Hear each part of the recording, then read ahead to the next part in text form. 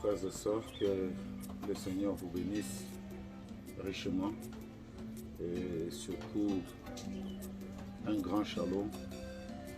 C'est vraiment difficile que de dire shalom en ce temps où les cœurs des gens sont brisés. Et par cela, vous allez comprendre pourquoi même quand dans la Bible, quelqu'un portait la mauvaise nouvelle, on commençait par les tuer parce que une mauvaise nouvelle arrache les espoirs et ça fait beaucoup du mal. Mais tout compte fait, j'ai pris un peu de mon temps parce que nous vivons dans un monde des réseaux sociaux, dans un monde où 80% des choses qui sont racontées dans ce monde-là parfois ne sont pas vraies. Moi-même qui vous parle plus d'une fois, on m'a déclaré mort alors que je n'étais pas mort. Et c'était comme ça. La fois passée, j'étais à Kinshasa, j'ai appris que notre sœur Henriette était décédée. Beaucoup de gens m'ont écrit parce qu'ils savent que ma sœur Henriette, c'est ma sœur et tout. Et quand j'ai essayé de vérifier et tout, j'ai appelé les enfants qui m'ont dit non, papa, maman est à l'hôpital et tout, mais elle n'est pas morte. Donc j'ai cru que la deuxième fois aussi c'était le même canular, ça continue. C'est pourquoi j'ai pris un peu de mon temps pour pouvoir vérifier, comprendre et digérer. Il y a beaucoup de journalistes qui m'ont appelé si je pouvais dire un mot. Tout d'abord, j'étais un peu désaxé, le temps de vérifier les informations et tout. Malheureusement, cela s'est avéré être vrai. Que notre sœur nous a laissé, la sœur Henriette, une combattante et tout.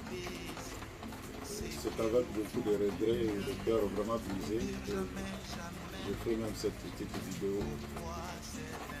Tout d'abord, cette petite vidéo, c'est juste une interpellation de ce que nous sommes. Nous avons vu le monde dénominationnel, les pentecôtistes, les païens, comment ils parlent en bien. Ils ont été bénis par cette sœur-là.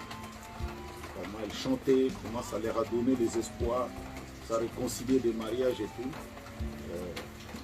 Je voudrais que nous abordions les choses dans cet angle-là, dans ce couloir-là. Parce que je crois que nous, quand nous voyons pas vraiment prêcher, quand il y avait des morts, c'était beaucoup plus, les expressions étaient centrées sur la vie passée de la personne. Et je crois que aujourd'hui là, si nous pouvons nous concentrer sur ce qu'était notre sœur, dans toutes les églises du message, sans tendance, elle a été une très très grande bénédiction pour beaucoup de gens. Et c'est au nom de cela que nous pouvons nous unir, toutes les tendances confondues, pour essayer de rendre à notre sœur les honneurs qui lui sont dus. C'est quand même quelqu'un, pas quand même, mais c'est quelqu'un. C'est une brave sœur. Je peux voir son témoignage comme elle n'a jamais trahi le message, seule avec les enfants. Et aujourd'hui, elle nous a laissés. Nous ne pouvons que faire les expressions de ce qu'elle était. Et comment nous avions été bénis par ces chansons. Donc nos différents, oh, elle était de telle église, elle n'était pas de telle église, elle était dans telle, à la fin, elle n'était plus dans telle. Si on peut mettre ça de côté, commémorer sa mémoire, ce qu'elle était, les expressions, ce qu'elle était pour nous. Vraiment, je crois que ça serait une très très bonne chose. Vous savez, moi j'ai un témoignage percutant. Un jour j'étais à l'église, vraiment beaucoup dépassé par les événements. Et alors je suis entré dans la voiture pour repartir à la maison. Et j'écoutais la chanson « Mon Jésus, mon Seigneur, mon Jésus, c'est toi que je... Tu es ma source de refuge, garde-moi. » En cours de route, quelque chose m'a saisi et je voyais toute la voiture était pleine d'une certaine présence. J'ai failli faire même l'accident. Et je suis allé à côté, j'ai bloqué la voiture, j'ai commencé à pleurer, à pleurer, à pleurer. Une forte onction, alors une vraie onction. Pas quelque chose d'à peu près, mais une vraie. Je suis allé à la maison, je suis entré directement dans la chambre. Alors un jour, j'étais en Normandie, en France.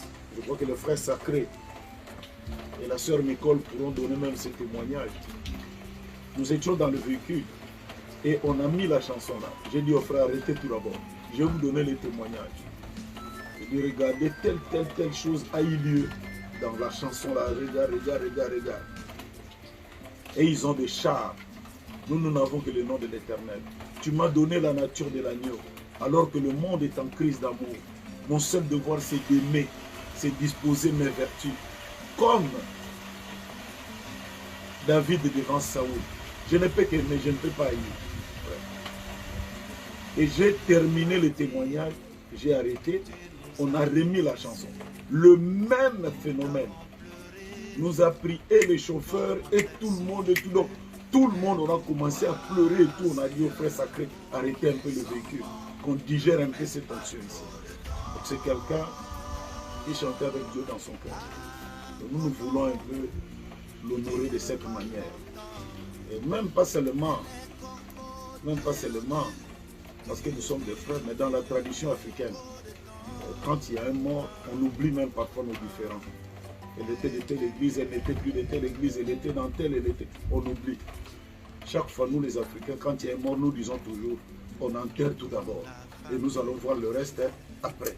C'est ce que je voulais donc exhorter tous les frères, les artistes, les musiciens. Et si vraiment Dieu peut nous aider à rendre à notre sœur les honneurs qui lui sont dus, ça serait une bonne chose. Je suis le premier à croire que nous allons le faire. Que le Seigneur vous bénisse beaucoup. Aux enfants, soyez forts. Je crois qu'il a été dit, même si nous perdons des mères, des frères, des sœurs, ils nous donneront. Vous aurez des mamans, vous avez des mamans, vous avez des frères, vous avez des papas, vous avez des sœurs. Et ça ne peut pas manquer. Vraiment, encore une fois, tous et à toutes, un très grand shalom.